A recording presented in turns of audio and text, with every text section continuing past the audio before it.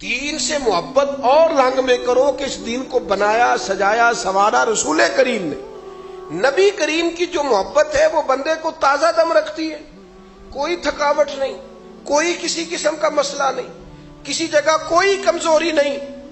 جہاں جہاں بھی آپ دیکھیں گے حضور کے غلاموں کو, وہ آپ کو چاق و چوبند اور تازہ دم اور دیر کرنے والے نہیں. ہمارے ہاں تو لوگ تاریخیں دیتے ہیں نا, ساری زندگی تاریخیں دیتے رہتے ہیں. بس میں 2 بچوں کی شادی کر لوں پھر میں مسجد نہیں ہوں, بس میں عمرہ حج کر رہا ہوں اس کے بعد میں نیک ہی ہوں. او خدا کے بندے, کس کو تاریخ دے رہا ہے؟ ابھی سے شروع کر, آج سے شروع کر. کمزور باتیں کرتا ہے. صحابہ کا مزاج اور طرح کا تھا. حضرت جابر بن عبداللہ فرماتے ہیں, سیاستہ میں حدیث ہے, فرماتے ہیں کہ احد کے دن ایک صحابی کھجور کھا رہے تھے, اور کھجور کھاتے کھاتے نبی پاک علیہ السلام سے پوچھتے ہیں, عرض کرتے ہیں, یا رسول اللہ صلی اللہ تعالی علیہ وسلم, اگر آج میں شہید ہو جاؤں تو کہاں جاؤں گا؟ تو حضور نے فرمایا جنت میں. تو دوڑ کے واپس نہیں گئے کہ ذرا میں اپنے دوست کو 2 وصیتیں کر رہا ہوں, میرے گھر فلاں فلاں پیغام دے دینا. انہوں نے 2 4 5 منٹ سوچنے کے لیے نہیں لیے. حضرت جابر ابن عبداللہ فرماتے ہیں کہ یہ مزاج دیکھنا ذرا. حضور سے پوچھا اگر ابھی شہادت ہو گئی تو کہاں جاؤں گا؟ تو حضور نے فرمایا جنت میں. تو فرماتے ہیں وہ جتنی کھجور انہوں نے کھا لی تھی نا, جتنی نگل لی تھی گلے سے وہ تو نگل لی, اور جو باقی تھی وہ منہ سے نکال دی, اور تلوار لے کے جہاد کی صفوں میں گھس گئے, لڑتے لڑتے شہید ہو گئے. مانا کیا ہے کہ حضور نے فرمایا ابھی شہید ہو جاؤ گے تو جنت میں جائیں گے. فرماتے ہیں میں پوری کھجور کھانے کی بھی دیر نہیں کرنا چاہتا. ذرا دیر نہ ہو جائے, ذرا فٹافٹ کرنا, فٹافٹ. حضور نے فرمایا کرو تو پھر دیر. وہ کسی کو کڑی لگی ہوئی تھی نا یہاں, کیا کی دات کڑی بیڑیاں, تو کسی محبوب کے نام پہ لگ گئی کسی کو. جیل میں سارے مجرم تو نہیں نا جاتے, حضرت یوسف بھی تو گئے ہیں نا. تو لگ گئی نا, تو کسی نے پوچھا یہ کیا ہے؟ تو اسے کیا ہے, سانو قید سجن دا گہنا ہے. گہنے دا ترجمہ کرنے دی لوڑ تے نہیں نا. چلو شکر ہے. آج کل بچے کہتے ہیں پنجابی کا بھی ترجمہ کر کے سناؤ. سانو قید سجن دا گہنا, اے نا سانو قید سجن دا گہنا ہے, تے او جنج رکھے اونج رہنا ہے. او جنج رکھے اونج رہنا.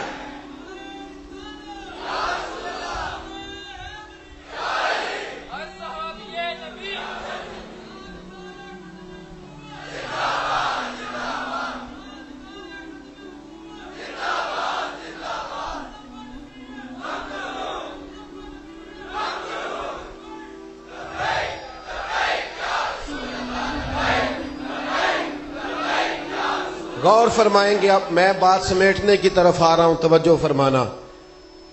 پوری گفتگو کا خلاصہ یہ ہے کہ حضور سے پیار کرو گے نا, سارے حقوق ادا کرنے آسان ہو جائیں گے. نبی پاک سے پیار کرو گے تو اخلاق سنور جائے گا.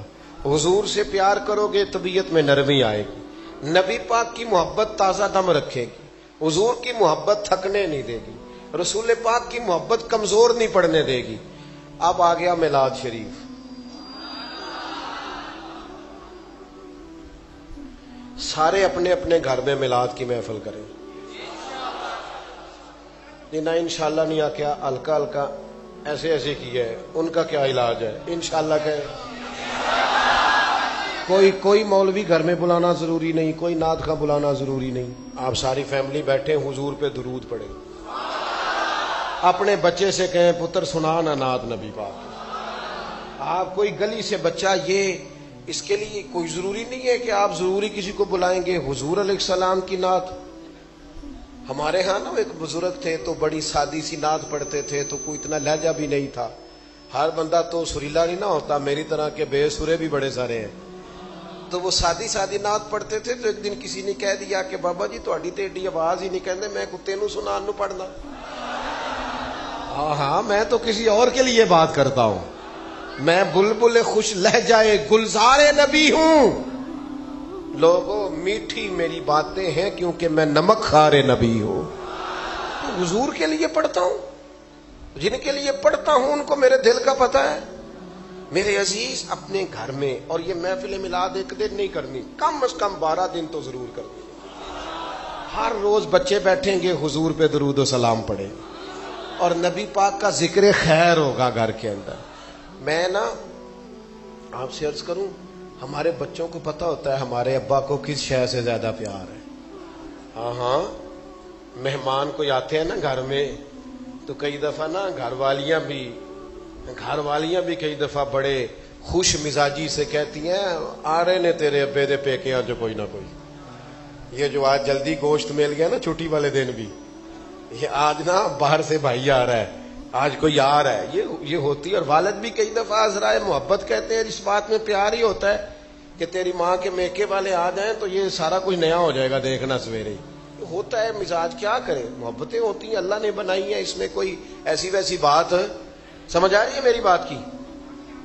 باپ بچوں کو پتا ہوتا ہے کہ کون سا مہمان ایسا ہے جس کے بارے میں میرے والد صاحب کہتے ہیں بس ٹھیک ہے، 1 سالنی کافی ہے، اور کون سا مہمان ایسا ہے جس کے بارے میں والد کہتا ہے کہ میرا فلاں پیارا آ رہا ہے، کوئی کمی نہیں رہنی چاہیے۔ فرق ہوتا ہے نا، تیرے گھر میں بڑی تقریبات ہوئی، تیرے گھر میں بڑے پروگرام ہوئے، شادیاں بھی آئیں، دکھ سکھ سارے آئے، بچوں کو پتہ لگ جانا چاہیے کہ اب حضور کا میلاد آیا ہے۔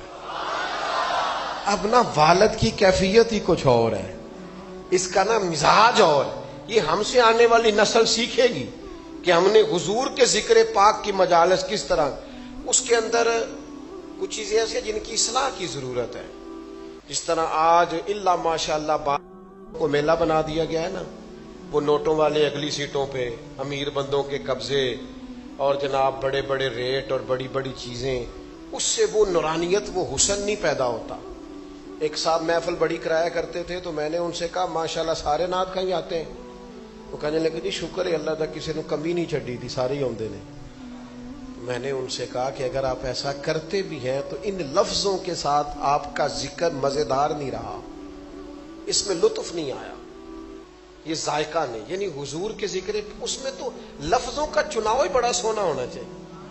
آپ دیکھیں نا، حضور کے میلاد کی بزم کی بات ہو رہی، آپ کا انداز ذرا اور طرح کا ہو، آپ کی کیفیات ہو، اس محفل کا وضو نرالا ہو، یعنی نرالے سے مراد یہ کہ آپ کی توجہ زیادہ ہو، خوبصورتی ہو آپ کی، آپ کا انداز تھوڑا انوکھا ہو، تو میرے عزیز آپ کچھ چیزوں پر زیادہ توجہ دیں۔ اور ایک میری گزارش اور ہے، حضور اس میلاد سے بھی بڑے خوش ہوں گے کہ آپ میلاد کریں اور جن کے گھر میں کم گوشت پکتا ہے نا، ان کے گھر میں ذرا لنگر پکا کے بھیج دیں، اس سے بھی حضور بڑے راضی ہوں گے۔ اور عید آتی ہے نا، بندہ خوش ہوتا ہے نا، بچے کی شادی پہ، عید پہ تو ناراض رشتہ داروں کو فون کرتا ہے، کہتا ہے بھائیا میں تینوں کرنا تے نہیں سی پر عید آئی ہے۔ مشکل کام ویسے بتانے لگا ہوں، مجھے پتا ہے آپ نے ابھی سے سوچنا شروع کر دیا ہے، بتانے مشکل کام لگا ہوں پر ضروری بڑا ہے۔ کیا ہی بات ہو کہ 11 ربیع الاول سے پہلے 12 سے پہلے آپ ناراض رشتہ داروں کو فون کریں اور کہیں یار سویرے ملنا ہے، میرے رسول پاک کے میلاد کا دن ہے۔ آپ اپنے دل کو نرم کریں، رحمت للعالمین نبی سے فیض پائیں، اپنی طبیعتوں کو حاضر کریں، اپنے مزاجوں کو تازہ کریں۔